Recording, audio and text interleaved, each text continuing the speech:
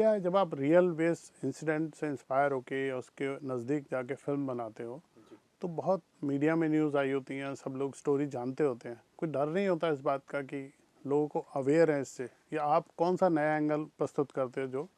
और सर मेरे लिए क्या है ना कि मतलब ये किसी भी एक इंसिडेंट से जुड़ी हुई चीज़ नहीं है। फिल्म में बहुत सारी चीज़ें जो आपको फिल्म देखते समय लगेंगी, आपको सिर्फ ये एहसास या ये एक फीलिंग हो कि ये ऐसा कभी सुना है, या अच्छा इस चीज़ के बारे में मैं जानता हूँ, ये कहीं और हुआ था।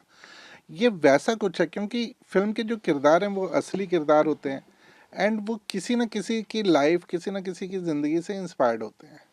उस तरीके की चीज़ें हैं। पर मेरे को एक रीज़न चाहिए होता है फ़िल्म बनाने के लिए भी, या कोई भी कहानी कहने के लिए। मेरे को लगता है कि फ़िल्म मेरे लिए महज़ एक ब्रिज है, जो मुझे आप तक, मतलब ऑडियंस तक पहुंचाता है। पर अगर मैं वो ब्रिज क्रॉस करके आप तक पहुंच गया हूं, और मेरे पास आपसे कुछ बात कहने के लिए नहीं है, मैंने वो ब्रिज क्रॉस क्यों किया?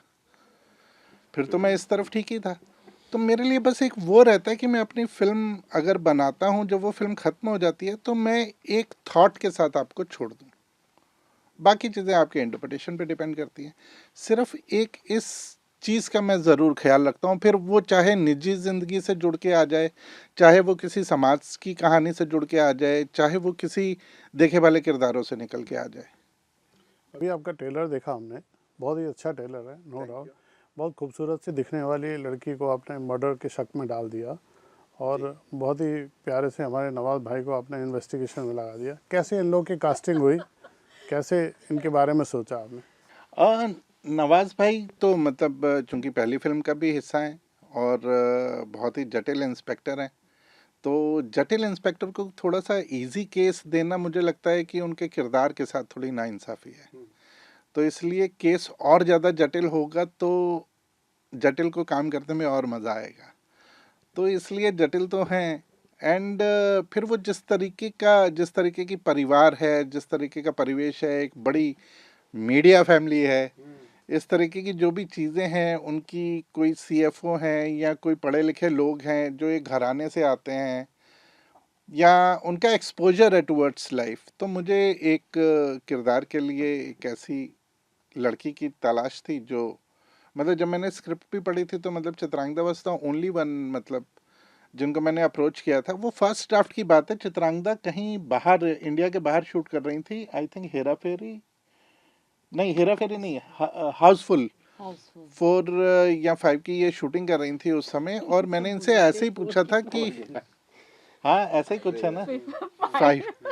ओह माय गॉड, सब भूल जाते कितने हाउसफुल तो बन गए। मुझे ये याद है कि मैंने चित्रांगदा से पूछा था कि what are you doing in January February, and she said I might be shooting for you. So मेरे कास्ट करने से पहले इन्होंने खुद को कास्ट कर लिया था।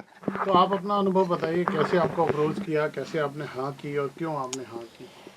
एक्चुअली मैं हाँ तो फर्स्ट वाले के लिए भी किया था, जब उन्होंने मुझे अप्रोच किया था for a special song in that, क्योंकि वो पहले थिएट्रिकल होने वाली थी।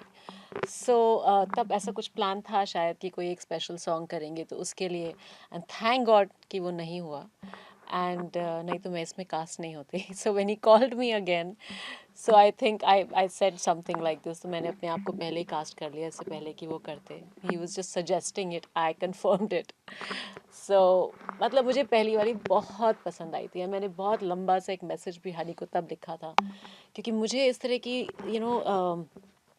स्लो बर्नर्स, एक वो जो पेस पकड़ के जो आप कहानी कह रहे हैं, परफॉर्मेंसेस जिस तरह की रिस्ट्रेंट थी, एंड मुझे वो पूरी दुनिया बहुत पसंद आई थी। I had loved it. So जब उन्होंने मुझे ऑफ कोर्स ऑफ़र किया, तो वही दुनिया थी, वही एक्टर्स थे, Nawaz and Radhika, all these people. So of course I knew the quality of work that was being offered. And उसके ऊपर जो मीरा का कैरेक्टर है, वो इतना लेयर्ड है, इतना इंटेंस है। और I am a sucker for such things, कि मुझे बहुत पसंद है कि इस तरह का कुछ grey in between type characters हो, सो मतलब it's a big yes, yes yes yes. अपने फैंस को आप बोल दीजिए, मैंने किसी को नहीं मारा। अब वो तो मेरा काम से मारूंगी मैं। नहीं नहीं। नवाज भाई, आप एज ए इंस्पेक्टर जटिल, तो आप हमें बता पाएंगे कि मर्डर किसने किया, या क्या कोर्ट को ही बताएंगे, अदालत को ही बताएंगे? बिल्कुल बताएंगे, बिल्कुल बताएंगे सर। थोड़ा सा इंतज़ार करना पड़ेगा 19 मई तक। मैं ही बताऊंगा। एक्टर कितना फर्क पड़ता है आपको जब मालूम होता है फिल्म थिएटर पे नहीं जा रही, नेटफ्लिक्स पे आ रही है, इस बदलाव को आप कैसे देखते हैं? सच बताऊं, एक्टर को कोई फ़र्क नहीं पड़ना चाहिए, मुझे तो कोई फ़र्क नहीं पड़ता है, क्योंकि उसका काम ना वहाँ तक ख़त्म हो जाता है जहाँ तक वो उसका जिस दिन लास्ट उसका पैकअप होता है, वहाँ तक काम ख़त्म हो जाता है। लाइक फॉर एग्जांपल, जैसे एक बहुत बड़े डायरेक्टर थे ग्रोटोवस्की, वो जब रिहर्सल कराते थे तो एक्टर्स को ये लगता था इसका शो करेंगे तो बड़ा मज़ा आएगा, ऑडियंस आएगी, लेकिन वो कहीं बीच में ही रिहर्सल रोक देते थे। मतलब पूरा कंप्लीट हो जाता था और कहीं ग्रैंड रिहर्सल पे ही वो रोक देते, बस हो गया। ये जो प्रोसेस है वो इम्पोर्टेंट है। जो मुझे फ़िल्म की जो प्रोसेस है, मुझे उसमें बड़ा मज़ा आता है। उसके बाद जब बन के तैयार हो जाती है फ़िल्म, फिर हमारा काम ख़त्म हो जाता है। ठीक है, प्रमोशन के लिए हमें बुलाते हैं, हम आते हैं, ऑफ कोर्स। बाकी ये कहाँ पे रिलीज़ होगी, ये कहाँ जाएगी, इससे मेरा कोई सरोकार नहीं है। मुझे उस प्रोसेस में मज़ा आया। एज एन एक्टर मैंने क्या अचीव किया, क्या फाइंड आउट किया, वहाँ तक मेरा इंटरेस्ट रहता है, फ्रैंकली स्पीकिंग। एक्टर की एक भूख होती है कि मेरी फिल्म 1000 थिएटर पे रिलीज हो। मेरा मेरा कोई भूख नहीं है, क्योंकि मैं ऐसे ऐसे फिल्में की हैं जो रिलीज़ भी नहीं हुई, अच्छा। लेकिन मुझे उनकी प्रोसेस में बहुत मज़ा आया, क्योंकि मुझे अपने आप को फाइंड आउट करने का बहुत शौक़ है। बहुत ही एक वो ले रखा है मैंने अपने आप से। और मैं शायद इस फिल्म में इसीलिए भी आया था कि मैं जानने की कोशिश करूँगा पूरी ज़िंदगी थ्रू द कैरेक्टर्स कि मैं एक्चुअली हूँ क्या यार।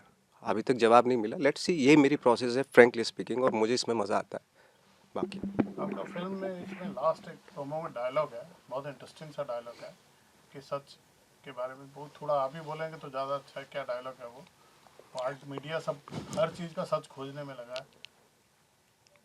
हाँ, वही वही है ना कि क्या था डायलॉग की मिल भी लास्ट, गया। मिल भी गया तो किसको पड़ी है सच की, पता नहीं क्या खोज रहे हैं हम, इस तरह का डायलॉग तो है। ये समाज में भी आज यही चल रहा है, मीडिया इन्वेस्टिगेशन एजेंसी की तरह काम कर रहा है हर चीज़ में। कर रहे हैं। कर ही रहा है ना वो तो। ओके, चल, मिल that's मगर सच की पड़ी किसको है? किसको पड़ी है? 19 दिसंबर को रिलीज़ हो रही है नेटफ्लिक्स पे। रात अकेली है, the the Bansal Bansal murders. Murders is releasing on 19th of December on Netflix.